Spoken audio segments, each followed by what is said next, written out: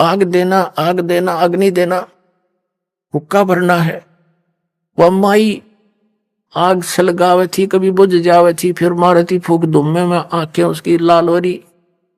वो देख कर उसने कहने लगी कि आग इनमें ना मिलती, आंख फोड़वा ले, आंख आंख फोड़ ले, आंख फोड़े तो आग मिले। उसने सोची गुरुजी नाराज ना होने चाहिए, आंख कान के फूकूंगा, आंख में दे के चिमटा और फोड़ दी। माई दूसरी भी फोड़ू। उन्होंने देखी तो कर दिया काम इसने। तो वह कह रही थी छो में, गुस्से में, वह डरगी तक उस नाथ का चेला बाबा का, अरे तेरी सहायता होगी। वो सारी चलम आग काट दी चूल्हे में, तो बाहर धर ले बाबा जी। और उस आंख ने वहीं गिर के शेख फरीद बांध के आंख के कपड़ा और धर के चलम फटाफट फिर दौड़ दिया स्पीड तक।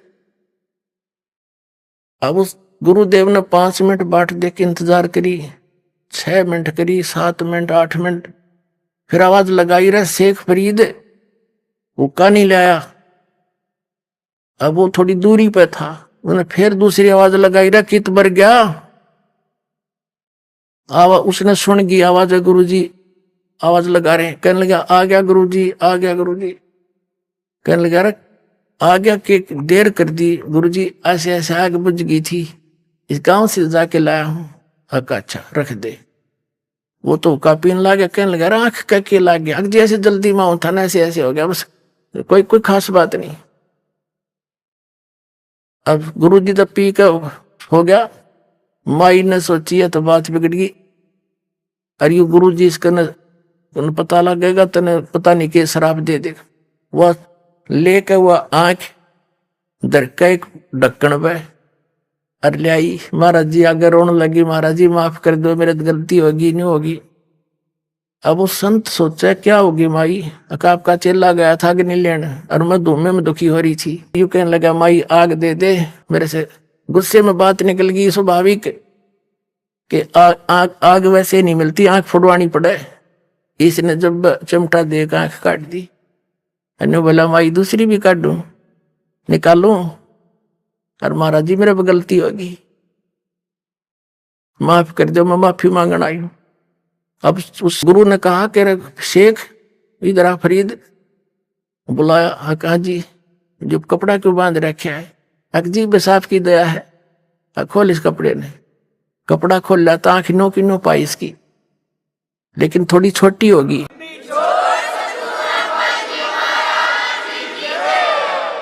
अब वो माई अपने आंखों देख रही, इस बाबा जी में तो बड़ा चमत्कार है भाई, कमाल कर दिया उसने, सारे गांव में बता दी।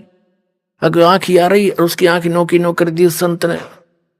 तो वो धीरे धीरे सारे आसपास के क्षेत्र में उस संत की गजब की महिमा होगी और बड़ा महिमा का पात्र बन गया। अपने आत्माओं परमात्मा कहते हैं शब्द महल में सिद्ध 24, हंस बिछोड़े विश्व बीसा। एक सिद्धि जल पैर डलाई, एक सिद्धि आकाश से उड़ जाई, एक सिद्धि कुछ खावन पीवे, एक सिद्धि जो बहुजुग जीवे, एक सिद्धि तन हंस नहीं आ रहा, एक सिद्धि तन कष्ट जा रहा। ये सिद्धियां हैं कुछ, और ये किसी विशेष साधना तपस्या से एकादि सिद्धि मिल जाती है और वो परमात्मा की ही होती है। उसी से हम भिखारी बनकर यही प्राप्त कर लेते हैं। एक सिद्धि होती है जो शरीर का कष्ट निवारण कर देती है, जैसे कई झाड़े लुआते हैं, उनके झाड़ों से आराम हो जाता है।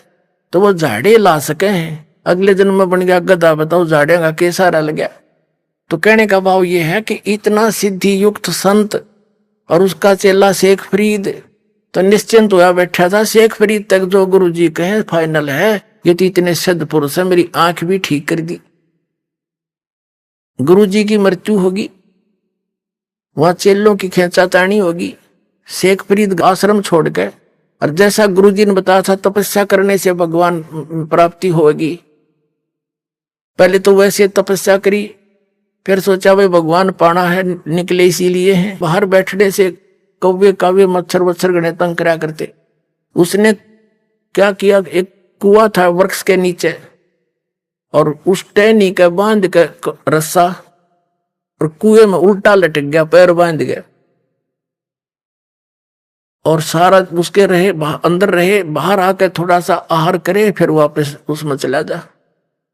ऐसे 12 वर्ष तक उल्टा कुएं में लटक कर तपस्या की।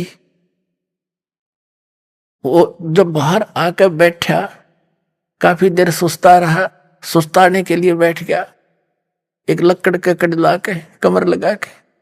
कौविया ने सोची ये आदमी मर गया। वह कौवे आ गए, उन्हें देखा आसपास उसका सारा अस्थि पिंजर हो रहा, खाया न पिया कुछ। कहते हैं 12 वर्ष में 1.25 मन अन्न यानी 50 किलो अन्न खाया था 12 वर्ष में। हिसाब ला के देखो कै ग्राम रोज का हो गया। तो कहीं उन्हें मांस दिखाई नहीं दिया, उन्हें सोची आंख निकाल लो, माथे पे बैठ गया आके। तब शेख फरीद ने हाथ जोड़ कर कहा, भाई कौवे मेरी आंख छोड़ दो, मेरा शरीर पे की तो मांस उसने चुन लो, तुम अपनी भूख मिटा लो, मेरी आंख ना फोड़ियो, और हो सकता मुझे भगवान का दर्शन हो जाए, उसकी आस में बैठा हूं मैं, आंख छोड़ दियो। जब बोला तो कौवे उठ गया कि तो जीव है। उसने सोची अब तू फिर कुएं में लटक जा, ये बार आंख भी जाएंगी तेरी। उल्टा लटक गया, रो बैठा पड़ा उस कुएं में। हे भगवान, शरीर का अंत हो गया और दर्शन आपने दिए नहीं, हे परमात्मा मेरा जीवन व्यर्थ हो गया। उसी समय वो परमात्मा आए, कबीर भगवान सतलोक से चलकर अल्लाह अकबर, और कुएं पर खड़ा होकर वो रस्सा में लटक रहा था ना, नीचे रस्सा बांध के उसको खींचा, ऊपर ने बाहर निकालना चाहा। अब शेख फरीद जब ऐसे कुएं में लटकता था तो वहां ये ग्वाले आ जाते थे, गडरी बकरी भेड़ चराने वाले, वो शरारत कर देते थे, रस्सा पर डंडा रोड जाके उन्हें ऐसे घुमा छोड़ देते ला के। वो कभी नून सिर लगता उसका, कभी कुएं में इधर लगता, वो न्यू करके बेचारा अपना टाइम पास करता। उसने सोचा कोई शरारती फेर आ गया, इसने बाहर ही निकाल लिया मैं तो। जब परमात्मा ने बाहर निकाला, बाहर निकाल कर ऐसे उल्टा लटके लटके वो कहता है शेख फरीद के भाई मैंने के बिगाड़ा तेरा, मुझे मत छेड़, मैं अपना काम कर रहा हूं, तू अपना काम कर, मुझे ना तंग करे। संतों को सताया नहीं करते। परमात्मा ने पूछा कि क्या कर रहे हो आप भगत जी?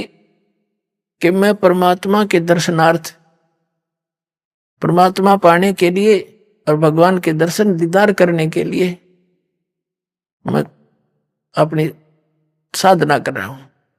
कबीर साहब ने कहा कि मैं हूं भाई वो अल्लाह अकबर, मैं हूं भगवान। मैंने बोला मजाक मत करे, भगवान के बारे में मुझे मजाक सहन नहीं होता, तू अल्लाह नहीं हो सकता। परमात्मा बोले कबीर जी के और कैसा होता अल्लाह, कि वो तो निराकार है, वो तो बेचूद है, फिर आप क्या कर रहे हो यहाँ पर? उसके दर्शन के लिए, उसके दीदार के लिए ये साधना कर रहे हो? हाँ, उसके दर्शन करने के लिए। भले आदमियों, अपनी थ्योरी तो सोचो क्या कह रहे हो। एक तरफ तक कह रहे हो भगवान निराकार है, फिर उसको देखना भी चाह रहे हो तुम, पाताल में जा रही तुम्हारी बुद्धि। अपने आत्मा कहते हैं ज्ञान कर गाम का तो चमका ऐसा व्याग्र। जब उसने ये सुना कि एक तरफ तुम देखना चाह रहे हो और फिर उसको निराकार बता रहे हो, फिर क्यों टलेट हो रहा है? अब उसने सोची शेख फरीद ने कि भाई आदमी तो काटेगा ही, भगवान तो नहीं हो सकता पर बाखबर अवश्य है। जैसे कुरान शरीफ की सूरत फुरकानी 25 आयत नंबर 52